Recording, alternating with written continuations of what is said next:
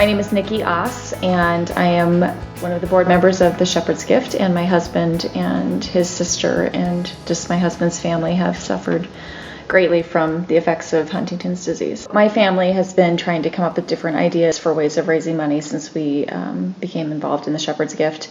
And my brother-in-law came to me, and he used to work at a golf course, and he said, let's have a golf outing. And I said, okay. For the past probably 8 months, we've been doing the planning and getting sponsors and people to participate, and just the response has been overwhelmingly positive. We've got a lot of friends in town that have businesses that are more than happy to support our family because they know us.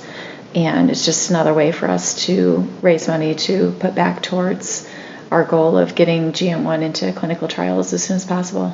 So we probably started planning like 8 months ago, I think that's what it was. And I actually sent Todd to talk to a lot of his friends in town, and my sister came up and took him around to various businesses and things because I thought it helped to have, a lot of people know him already, which is good, but even people that didn't, I think it was more compelling for him to ask for a sponsorship or a donation for the silent auction when they can actually see that this is what the effects of HD are, and just put a face on the disease and the event that they were going to be sponsoring or donating for.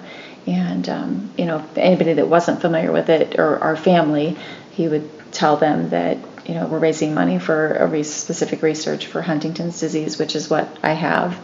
And I think, like I said, I think it's just very compelling to be able to actually see what you're helping. Todd walked into a business today. If he didn't have his cane in his hand, you would probably think he was drunk. I have to have somebody go with him because he would probably fall into things and knock things over. He uses his cane more for me than for him because it was so hard I got tired of going into restaurants and being turned away or being stopped in airports because security, they thought he was drinking. Mm-hmm. And so one of our doctors recommended him bringing a cane in because people with canes have disabilities. So it's obvious when you look at him. His speech is slurred when he talks, so he's sometimes hard to understand. So having somebody with him helps to be able to translate a little bit. Mm-hmm. But I think it's good for them to be able to hear his voice and really have to struggle to understand what he's saying, because then that's one of the effects of Huntington's disease, that they can physically hear and see and kind of have a better idea of what they're donating to. So I personally am not one to call people and ask for things. I don't like to do that. But I did have a lot of help from my sisters and my brother-in-law. They got on the phone long distance and called various businesses and just asked for donations, silent auction, otherwise. And many of them said yes. And, then being local in Sioux City, we would go around and pick those up. I will say that the businesses in Sioux City have been extremely generous. Not even just the local stores, but for example, Olive Garden, we went in there just asking for a donation for the silent auction, and she wanted to know more about it. And she's like, well, why don't you let us do the dinner? A lot of these people have supported us that are family and friends, so that's one thing. But even strangers that didn't know us have donated and done sponsorships and things. I want them to know what they are working for and what they are donating for, and I want them to feel like they're a part of our mission and our cause to get GM1 into clinical trials. And I mean, one of the parts of the mission statement for the Shepherd's Gift is not just fundraising, but it's also advocacy, education, and that's getting the word out about Huntington's disease and GM1 and how GM1 is hope for families like ours. So Shepherd's Gift is a 501c3 organization that we formed, we being myself and other members of HD families around the country, as well as some sheep producers, to raise money and promote and educate about the GM1 research that's been going on for the last 20 plus years. The GM1 research it's ovine GM1, which is a sheep source, and it's a ganglioside that's produced in the brains and tissue of sheep that have a genetic disorder themselves. And this GM1 has been proven to be very effective in reversing and reducing the Huntington gene that overproduces in humans with Huntington's disease, and helps to reverse the effects of the disease in mice models.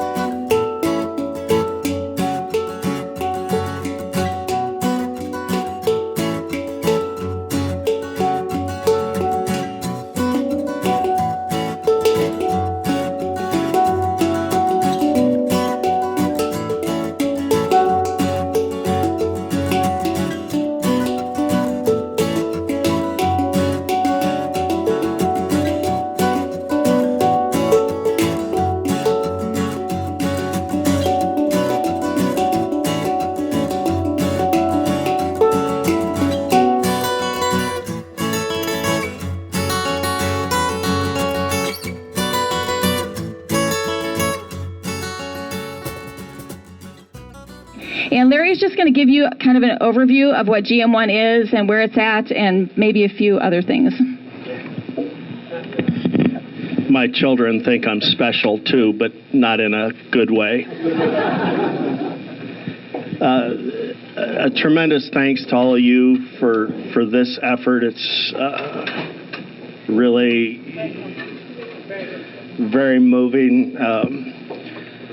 Most of this research is done in collaboration with Dr. Steve Hirsch. He's a researcher at Mass General Hospital. When I first met Steve, I thought the odds of ever liking somebody from Harvard Mass General was pretty slim. But you would be hard-pressed to find somebody nicer and more down-to-earth, and he really believes in this project. Little history, just quickly. I have actually a 3-hour lecture planned, so I want to get into the meat of it, because we might skip that for happy hour. The history of the Shepherd's Gift. A little over a year ago, I was asked to give a talk at the South Dakota Sheep Growers.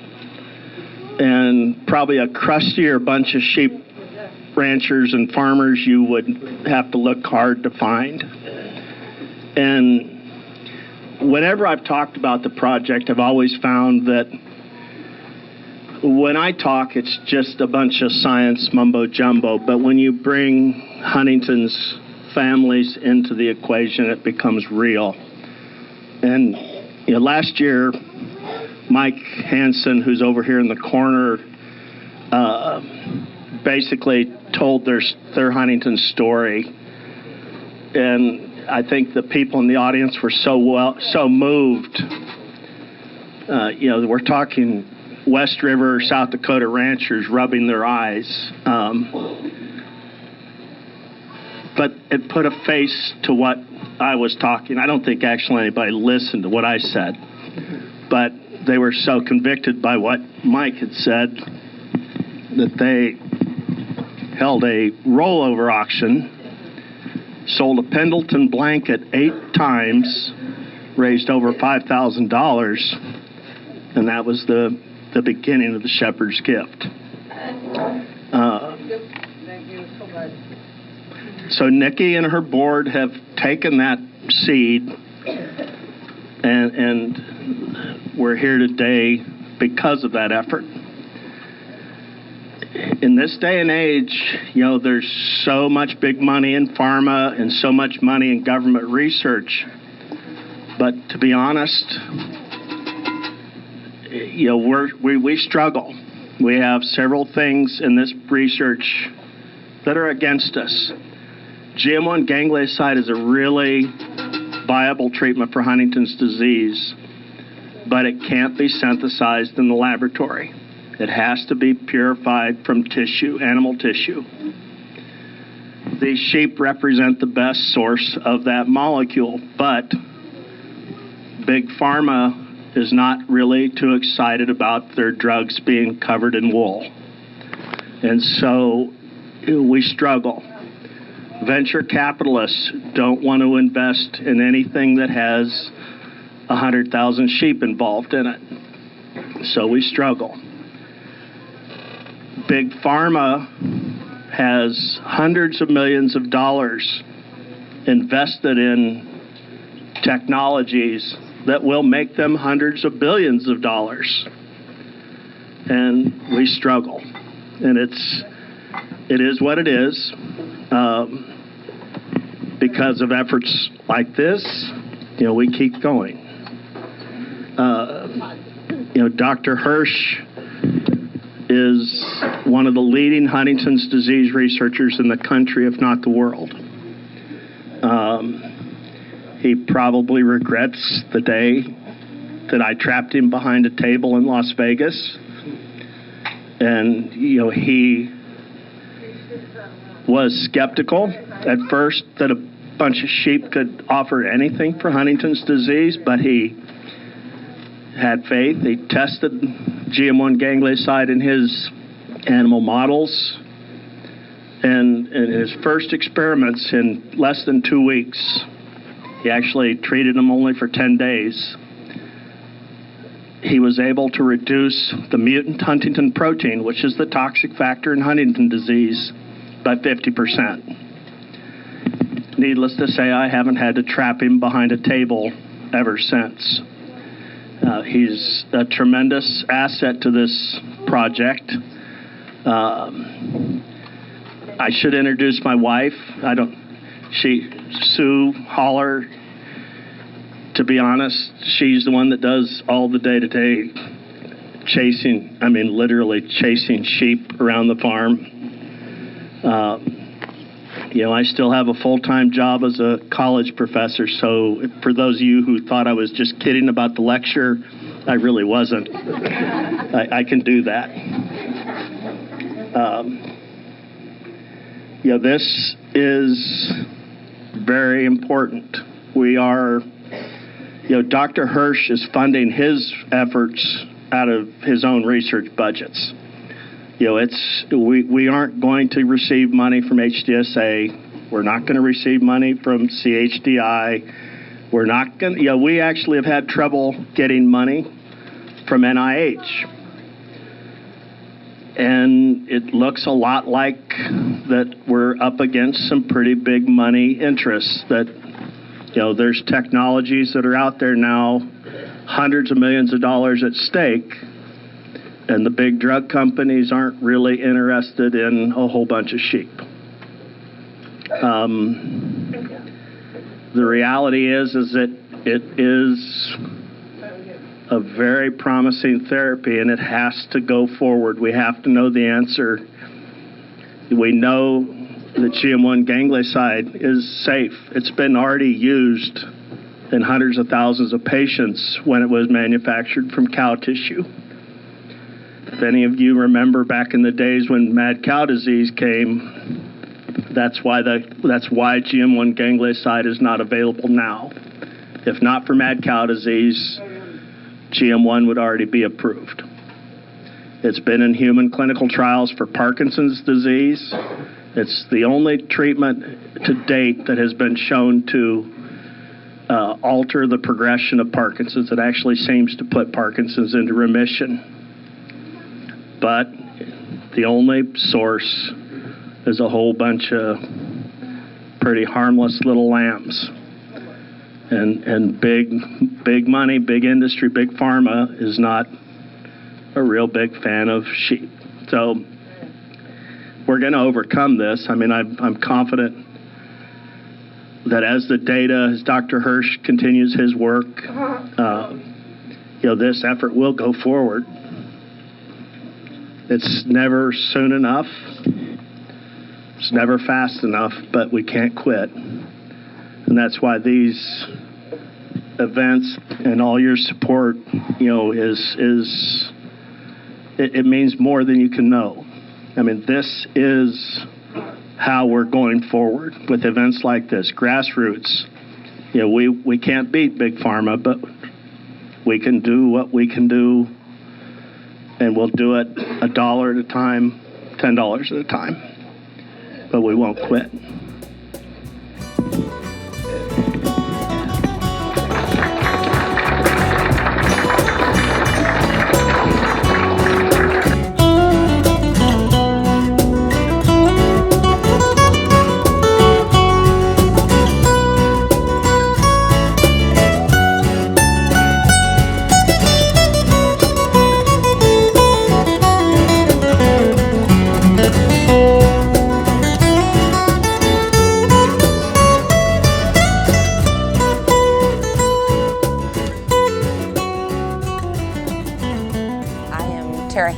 And this is my daughter Caitlin, my son Gabe, and my son Sean, and Nevaeh, in and out. And we are here because Caitlin has juvenile Huntington's, and we are trying to raise money for GM1 research.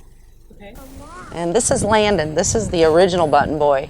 When Landon was 6, he attended one of the national conventions for education for Huntington's, and Landon and Caitlin have always been very close, and he decided that he wanted to do something. So a friend of ours had made these beautiful buttons, and he started by giving them out. And then one of the friends there had said, no, we need to ask for donations, Landon. So one of his friends got together with him, and she said, we need to walk around and ask for donations. And so they did. By the end of that convention, he was known as the Button Boy. Then we turned into Button Boys. When he got home, he asked his brothers if they wanted to be Button Boys, and they obviously agreed. So they are now say that they are the original Button Boys. And this is our little Nevaeh. This is Caitlin's daughter. You say hi? You say hi? She is the Button Boys' little princess, and she will tell you that. And she is the reason why Caitlin fights so hard, because she wants to be there with her. Huntington's is it's a neurodegenerative disease, so the disease causes the brain to deteriorate. So Caitlin was diagnosed at age 18 and she had no symptoms. At age 24, she can't be left home alone. She has to have 24-hour supervision. She falls. We have to really watch what she eats because there's a lot of choking. For us to fight Huntington's, the daily battle is, in the little things, for her spilling her drinks, for her, struggling with this and struggling with that. It builds up. And there are times when it's not a happy place because of the little battles, and it turns into a big battle. And every family experience that with Huntington's and experiences it. For me personally, it brings us together. I mean, we have to be strong, because if you aren't, it tears the families apart, and we've seen it time and time again. We also know that Huntington's can cause, the suicide rate in Huntington's is very high. And that to me is terrifying, because I couldn't imagine losing a family member that way. So for us, we just want to make sure that she is okay where she's at. It affects not just our family, but the whole community. And the struggles that we go through are pretty mild compared to what a lot of families with Huntington's go through. So the biggest thing is education and awareness. And as we're here with the people from GM1, we want to make sure that people are aware that this needs to be investigated. This needs to have its day, and it should not be second on the burner. It should be right up front with it, for many different reasons, but most of all because of the science behind it. The science is there. And there's drugs out there that will treat the symptoms of Huntington's but will not treat the disease. The end result is still the same. And that's what people have to realize. This could prevent that end result, or at least slow it down enough to where she could watch her daughter graduate from kindergarten even. And at this point, we don't know if that's going to happen. We're lucky because we have two parents. Most families with Huntington's don't. They have an affected parent and, the parent that's trying to survive. When you're going through a terminal illness with a family member or yourself, it's surprising what good things you find. And that's kind of what we focus on is the positive things in life. The biggest thing is, for example, the GM1 to me is totally and utterly amazing. Meeting Larry at one of the conventions was, who would have thought that a person from Iowa would meet a person from South Dakota in Las Vegas? I mean, there is definitely a plan that God has, and we trust in that. It's just, there are days when it's hard to see the good, but they're always there. The good is always there. To me, it's the golf classic to me it was just wow. I mean, so many people showed up, and that was amazing.